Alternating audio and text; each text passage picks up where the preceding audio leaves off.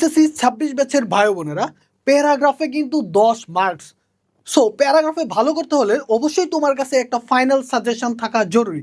কারণ পরীক্ষার আগে আমরা অনেক নার্ভাস থাকি, এটা পড়বো নাকি ওটা পড়বো। এত পড়ার মধ্যে আসলে প্যারাগ্রাফ কোনটা রেখে কোনটা পড়বো আমরা খুবই কনফিউশনে পড়ে যাই। সো সেই কনফিউশনকে দূর করতে গুপ্ত স্কুলের পক্ষ থেকে আমরা একটি ফাইনাল সাজেশন তোমাদেরকে দিব।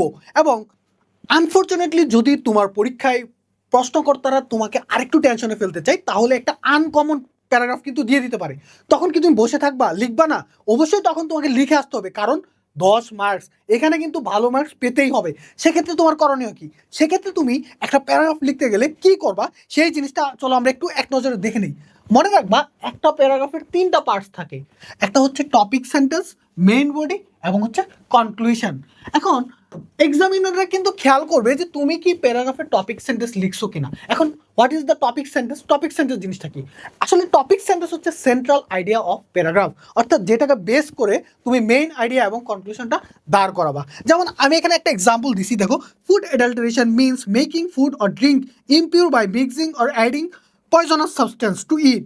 Nowadays, foods are often adulterated despite being essential for human life. অর্থাৎ এই যে অংশটা, এই অংশটাকেই তুমি কি করবা, মেইন আইডিয়াতে বা মেইন বডিতে এবং কনক্লুশনে নিয়ে দাঁড় করবা। অর্থাৎ মেইন বডিতে তুমি এখানে যে 2 লাইনে যে জিনিসটাকে বলছো সেটাকে তুমি এখানে এক্সপ্লেন করে দিবা। এই টপিক সেন্টেন্সটা কিন্তু সেন্ট্রাল আইডিয়াকে এক্সপ্রেস করে। আর যখন তোমার প্যারাগ্রাফের সেন্ট্রাল আইডিয়াটা সুন্দরভাবে গুছানো থাকবে, তখন এই জিনিসটা কিন্তু টিচারকে ইমপ্রেস করবে।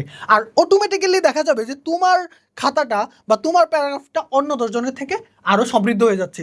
সো আমাদের এই টপিক সেন্টেন্সটা কিন্তু খুবই গুরুত্বপূর্ণ। এরপরে যদি দেখো মেইন বডি, আসলে মেইন বডিতে আমরা কি লিখবো? টপিক সেন্টেন্সে আমরা যা আলোচনা করছি মেইন বডিতে সেটাকেই এক্সপ্লেন করে দেবো। যেমন আমি এখানে একটু এক্সাম্পল দিছি, কজেস, হ্যাঁ, ইফেক্টস বা সলিউশন। কজেস কি? যে ফুড অ্যাডাল্টারেশন হইলে কি হয়, এটা কিসের কারণে হয়? যে গ্রেড অফ ডিসঅনেস্ট পিপল, অর্থাৎ যারা ডিসঅনেস্ট বিজনেসম্যান তাদের লোভের কারণে এটা হইতে পারে, এটা একটা কজ। এবং এটার ফলাফল কি দাঁড়ায়? ফলাফল হচ্ছে লিভার অ্যান্ড কিডনি ডিজিজ, অর্থাৎ লিভার অ্যান্ড কিডনি ডিজিজ হইতে পারে, হ্যাঁ, ফুড পয়জনিং হইতে পারে, হ্যাঁ, এরকম প্রবলেমগুলো হইতে পারে। এবং সলিউশন কি? আসলে আমরা যখন মেন বডিতে সলিউশনটাকে দাঁড় করাবো, কারণ এই সলিউশনটা কিন্তু যখন তুমি এইভাবে একটা প্যারাগ্রাফকে সাজাবা, তখন তোমার প্যারাগ্রাফটা কিন্তু অন্য 10 জনের প্যারাগ্রাফ থেকে অনেক বেশি ইনরিচড হবে। হ্যাঁ, যেমন সলিউশন, স্ট্রিক্ট গভর্নমেন্ট মনিটরিং বা হচ্ছে পানিশমেন্টের আন্ডারে আনা, এই জিনিসগুলো কিন্তু আমরা এরকম প্যারাগ্রাফে উল্লেখ করব। হ্যাঁ, আমরা কিন্তু এই পয়েন্টগুলো দিয়ে করার ট্রাই করবো, কজ, ইফেক্ট, সলিউশন, অর্থাৎ মেইন বডির মধ্যে আমরা টপিক সেন্টেন্সটাকে অ্যানালাইজ করব। এখন দেখো কনক্লুশন, এই কনক্লুশনে একটু নজর রাখতে হবে, কারণ কনক্লুশন বড় করা যাবে না। কনক্লুশন হবে সবচেয়ে ছোট, এবং এটা ট্রাই করবো একটা সেন্টেন্সের মধ্যেই শেষ করার জন্য। যেমন আমরা একটা এক্সাম্পল দিছি, the government should take effective measures to stop food adulteration and ensure safe food for everyone. আমরা কিন্তু একটা লাইনে লিখছি যে সরকারের উচিত কি করা, বিশেষ পদক্ষেপ নেওয়া বা জরুরি পদক্ষেপ নেওয়া। এখন ভাইয়া, প্যারাগ্রাফে কি কি করা যাবে আর কি কি করা যাবে না, এটা কিন্তু অতীব জরুরি। কারণ এই জিনিসটা যদি তোমার প্যারাগ্রাফে থাকে, তাহলে তোমার মার্কস কিন্তু অন্য 10 জনের থেকে কিন্তু বেড়ে যাবে। তো আমরা কি করব, দেখো, ইম্পর্টেন্ট টিপসটা আসলে কি?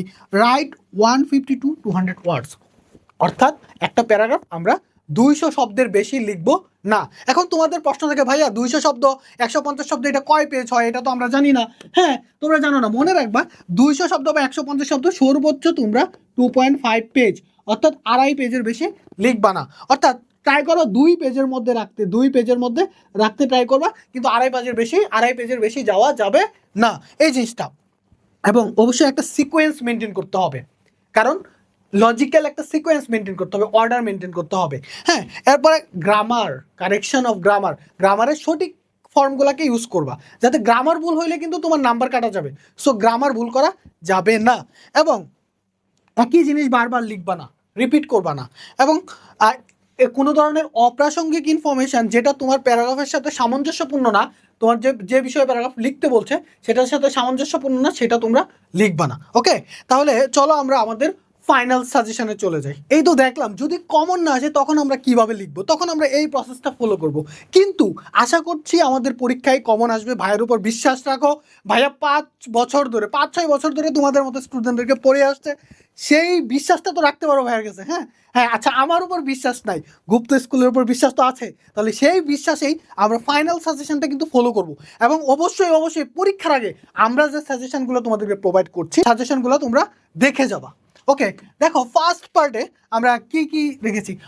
অনেক জায়গায় দেখবা 10টা-20টা করে সাজেশন দিয়ে রাখছেন। না ভাইয়া, এতগুলো পড়ার কোনো প্রয়োজন নাই, জাস্ট এই কয়টা প্যারাগ্রাফ তুমি পরীক্ষাকে একটু দেখে যাও, রিভিশন করে যাও, আশা করি এখান থেকেই কমন পড়বে। দেখো ফার্স্ট পার্টে আমরা কি, ফুড অ্যাডাল্টারেশন, হ্যাঁ এটা তোমরা ইতিমধ্যে হয়তো পড়ে ফেলেছ।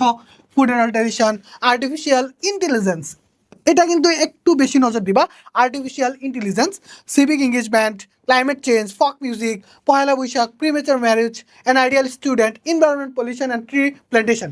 এই প্যারাগ্রাফগুলাই একটু বারবার রিভিশন করে পরীক্ষার হলে যাও, এবং পরীক্ষার হলে গিয়েই আমাদের কথা মনে পড়বে, সোহাগ ভাইয়ার কথা মনে পড়বে, গুপ্ত স্কুলের কথা মনে পড়বে। এটা তো ভাইয়ার ক্লাসে আমি দেখছিলাম, এখান থেকে তো কমন চলে আসছে।